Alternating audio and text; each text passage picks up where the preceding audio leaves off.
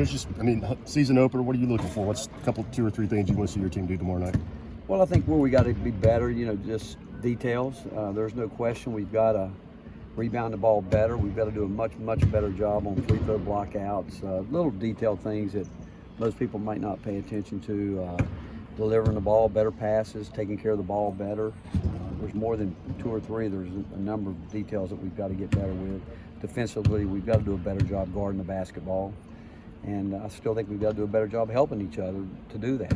So there's a lot of different things that we've talked about since our scrimmage and then the game the other night, and I'd like to see us carry over some of those things. You know what your rotation is going to look like yet, or is it maybe I don't. In a few weeks? I don't yet. I really don't. The fact that we'll wait and see as it goes, and I haven't heard yet about Drew. I don't know if he's going to be able to work today. If not, it'll be hard for him to play. But until we get everybody totally healthy, it's pretty hard to settle in on that. Coach, your reaction to the Plavsic deal, and are there any more avenues that you all can pursue?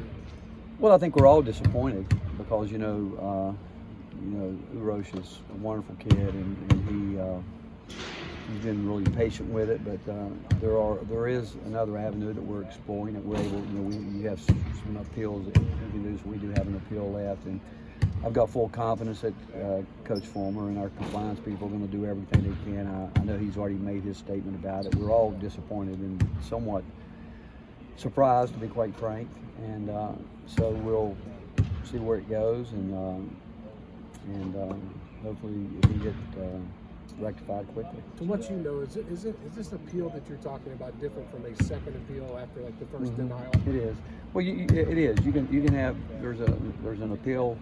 There's really the 3 processes you can go through, and you can skip a process and come back to it if you want to do that, and that's kind of the route that we did, and so with that said, again, I think that everybody's doing everything they can because if anyone, I certainly think that what he's gone through, he deserves a chance to play basketball. And I hope that it works out.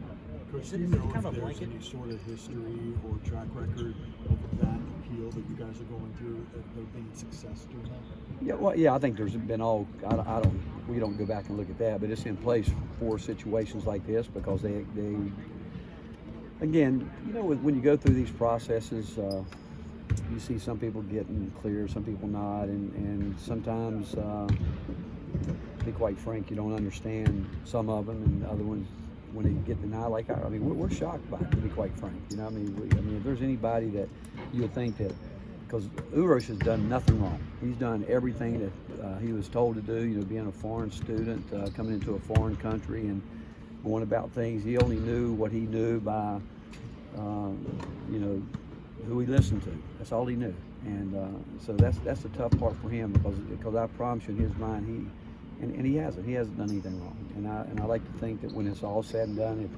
you're talking to a group of peers that they have a understanding that, and again, I don't think you can compare every case. I think every case has got to be looked at independently. I don't think precedent should have to be set. I think you look at each one and you just do the right thing.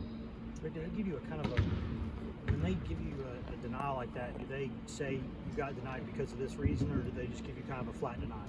Again, there's the first part you go through. I understand there's 4 or 5 boxes that you have to fit in that automatically will determine if you have a waiver, and if not, then there's an appeal process, and where you can show more information, or then it goes before a committee of peers, and no one's told me yet, but I do think that when it's all said and done, that we should know exactly why.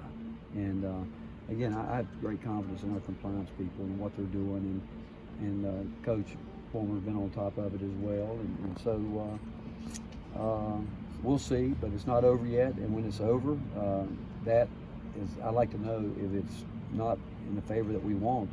I do think that whether I do, Uros deserves that answer. He does, more than anybody, he deserves it. How much of a role does the first school play in this? The first school has a lot to do with it. The first school can help a lot if they want to in terms of how they say things went and exited, and it's real simple out there. If the school, that when someone leaves, simply says there was not a spot on the roster, that person is going to be deemed automatically eligible at the next place he goes. And but then you get into the part where people say, does that mean you're running off guys? And that's not necessarily the same thing. But the ones that I know that have been able to get cleared immediately are where the school that they're leaving from fully cooperates to get that person eligible. Because I think that in situations that we've been involved in, I felt like it was important that that person gets a chance to go and play right away, because I'm not sure sitting out helps anybody. Is there generally any communication between the first school and the second school? Yes, yeah, there is, and again, because they do work together. I mean, you know, the NCAA is going to, when we put in the paperwork we need to put in, the other school obviously has a chance to respond to it, and so yeah, there's communication. Coach, how ready is Devontae with the thumb? Is he? Yeah, I think he's ready. He's still wearing that cast. I'm not sure when it comes off. I think it's still a week or so away from it coming off, but he says he's gotten used to it, and it doesn't bother him that much. You're already in a position where you have to replace a lot of guys from last year's front court. Now your situation, at least temporarily, without Uros. How do you feel about your options in the front court right now? Well, you know what? You've got to go with what you have, and you got to find a way to. It's up to us as coaches to put guys in positions that they can be successful, and we're not afraid to size down and play with what would probably look like a all-guard lineup. We're not afraid to do that either, and we'll do whatever we have to do to whatever the situation calls for. But again, you have to play with what you've got. Kind of like on that topic, how beneficial is it that Eves and Josiah both look like guys that are capable of guarding multiple positions? Well, they can, and I mean, I think Eve Pons can guard 5 positions as well as anybody in the country. I really believe that, and Josiah's length is going to, and size will help do that. But yeah, that, you know, one thing about it, if you go that route, you know, they've got to guard you on the other end too, and so it works both ways. But we would obviously have to help each other a lot in that situation, and rebounding will become paramount, that we make sure that, you know, we're not giving up a lot on the glass. Do you like what you got out of Zach Kent the other night? I do. You know, I think Zach can help us. I think if he'll continue to work and improve and understand exactly what we need from him, there's no question he can help us. How much can wingspan offset maybe regular height? Because you guys seem to have some decent wingspan for deflections, things like that. Well, wingspan's really important. I mean, I'd rather have somebody that's got, you know, that's got a 7'2" wingspan, and somebody that's, you know, like, you ever been to lunch with Rob Lewis? He's got really short arms, you know? You know what I'm saying? Real short arms. So, you know, you want those guys that can go deep down there. But he, it's important. I mean, I think everybody wants wingspan over height. I don't think there's any question.